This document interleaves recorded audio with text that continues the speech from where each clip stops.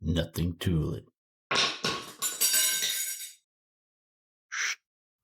Hello everybody and welcome back to Nothing to It. I'm your host, the Tulip Guy, and today we're going to be discussing the anatomy of your extension ladder and how to use it. This next section goes over the anatomy of your ladder. If you're already comfortable with the anatomy of your ladder, please feel free to skip ahead to a chapter of your choosing within the video. The first thing we're going to go over is the base section of your extension ladder. The base section here is the bottom level of your extension ladder. And on your base level, you'll have a pulley system for where your halyard comes through. And at the very bottom, there are feet that help support and stabilize your ladder when in the upright position. The next section we're going to go over is the fly section. The fly section of your ladder is the top portion. That is the part of the ladder that will essentially raise and lower along the base section. The way I best remember it is considering the fact that it's named fly, it will ascend into the air. So the fly will literally go into the air. Also attached to your fly section are these locking mechanisms. They are literally called locks, pawls, or dogs.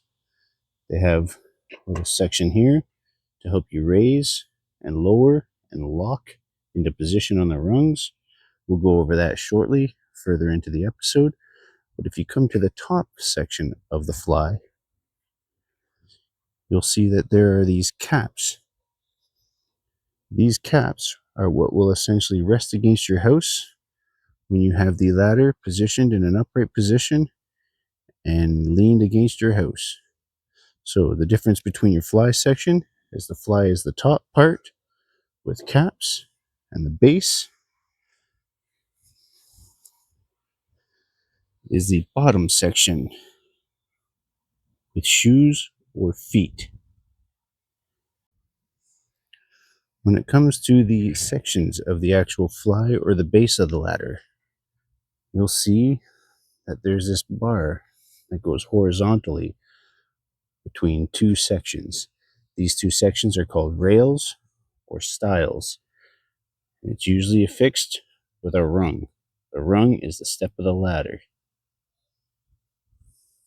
When it comes to extension ladders, you'll see that there is a rope that goes all the way up between the two sections to a pulley. The pulley is what helps guide the rope on its ascend or descend when using the ladder.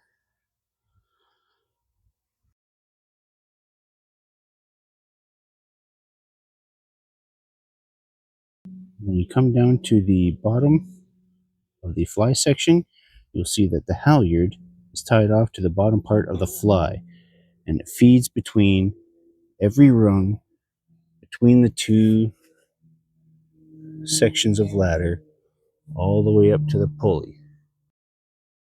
Once it gets to the pulley, you'll see that the halyard is free to grab a hold of on the bottom side, allowing you to perform the necessary actions when using the ladder. So a quick overview of the anatomy. You have a base section, a fly section, rungs that go between two stiles or rails, locks, dogs, or pawls, shoes or feet on the base section, a halyard that runs all the way up to a pulley, and at the top of your fly section are caps.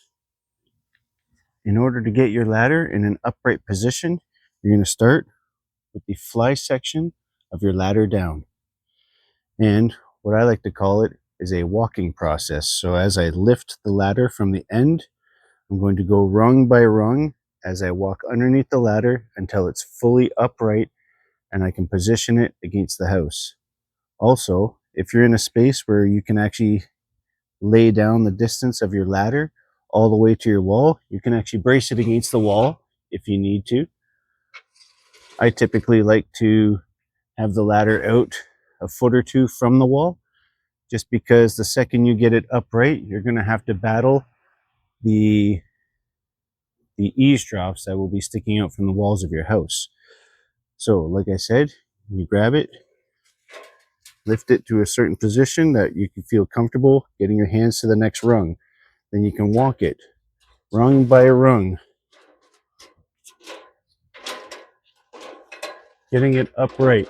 And like I said, now you're in a position where you're fighting against the eavesdrop. I've kind of put myself in that position now currently because I put it a little too close to the wall while trying to lift it. If you need to, just lift it and tip it out a little bit from the wall.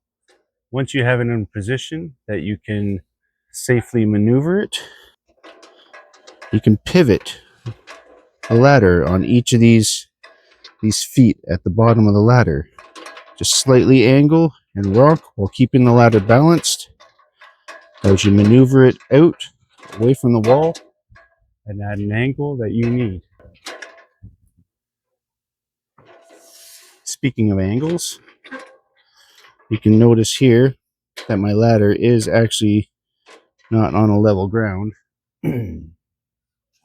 So you can kind of pull it out to a spot where it is actually hitting the ground and not being too wiggly.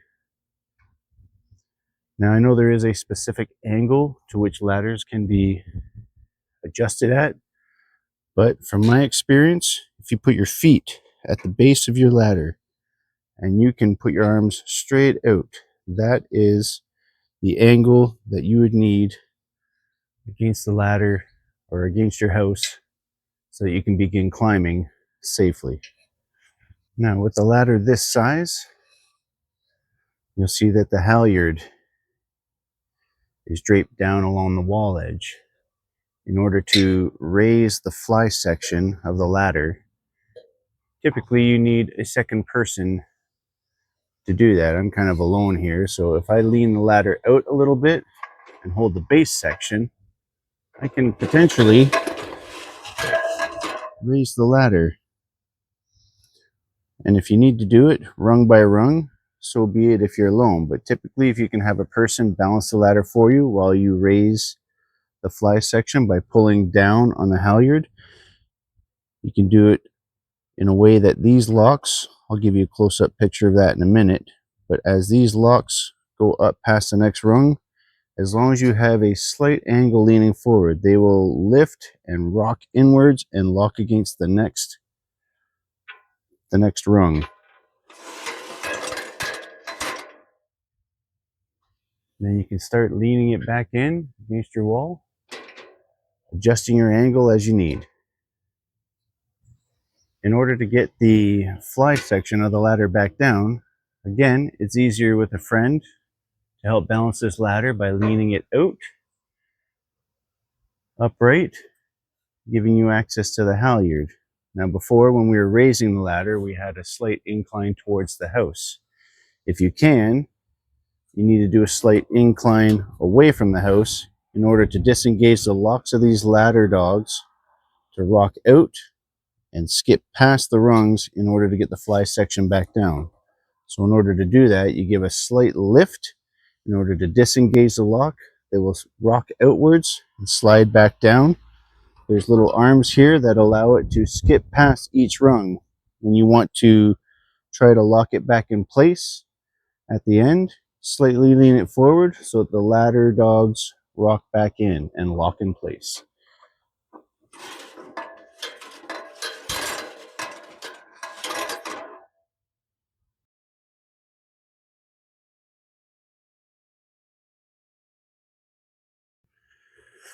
When you're ready to put your ladder away, you can actually take the halyard so it's not just dangling freely all over the place. And you can tie it to the two rungs that it's closest to, or you can half hitch it, whatever sort of thing helps you get it secured the best. Once it's secured in place, You can then transport your ladder and store it wherever it is you have. Once you have the fly section down into a position that you can safely take it away from the house and lay it back down on the grass to store it away. In reverse order, from the upright position, you can grab the next rung and slowly walk it back, rung by rung, all the way to the end. Lower it to the ground safely. If you have a narrow space, such as this, like a side yard or a narrow gap between two houses or an apartment building, or anywhere that you can't get the length of your ladder to lay down outwards, you can still apply that same method of lifting the ladder rung by rung, just keeping in mind that there's nothing to brace against the wall with while it's out in the middle of a grassy area. So you have to make sure when you lift it that the base feet kind of push into something a little bit. Sort of just make sure the ladder binds a little bit. Then you can start lifting, doing that rung by rung method as explained earlier. Once your ladder is upright, you can then do that pivot method I was saying earlier about walking it. Instead of walking it out at the angle you need, you can pivot it and tilt it until it's facing the wall that you need. I've made a mistake here currently. I'm on the wrong side of my fly section. If you find that you end up doing that, just walk around to the opposite side. Do the pivoting. Once again, back and forth while keeping a balanced upright position. Walking the ladder around and laying it against the side of your house in a safe manner. When it comes to climbing your ladder, again, make sure you already have your angle, as discussed earlier. Feet at the base, arms straight out, and the first rung that's out level with you should touch your fingertips. When you want to climb the ladder, 3 points of contact is necessary. So if you have both your hands on, you can have 1 foot free to move to the next step. When you want to move one of your hands, have both your feet planted on one of the rungs in order to move your next hand. So foot,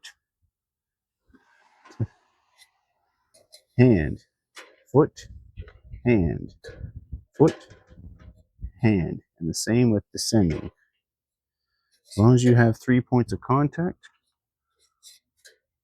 all the way down or up, you're in a safe position for ascending or descending your ladder.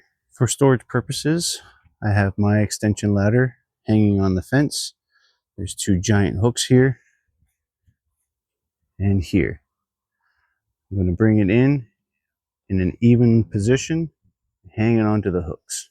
So in order to get your ladder up onto the hooks, I recommend picking a central spot on your ladder in order to lift it so that it's balanced, so that it's not tipping one way or the other. If you lean it towards you and you grab onto the rungs on the section facing you, you can lift it up, hook it on one of the hooks, and the opposite hook, hanging it safely for storage. When it comes to carrying the ladder, what I like to try and do is make myself positioned in a spot that's central. I typically like to carry it on my shoulder.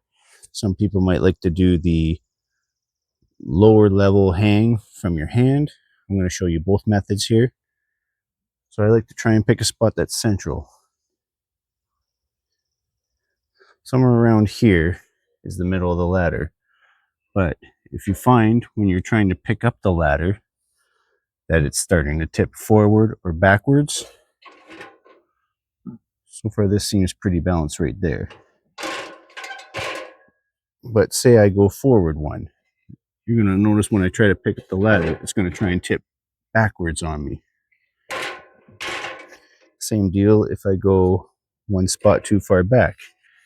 It's going to tip forward on me, making it unbalanced. So if you get yourself in a position here that you can pick it up, balanced, you can safely remove it from the hooks or wherever it's stored. In my case, like I was saying about hanging it on my shoulder, it depends on the size of the ladder. If you're comfortable having a heavy ladder rest on your shoulder, that's fine.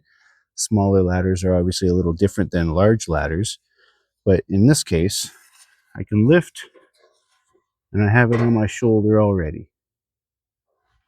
And I can carry it to wherever it is I need to do my work.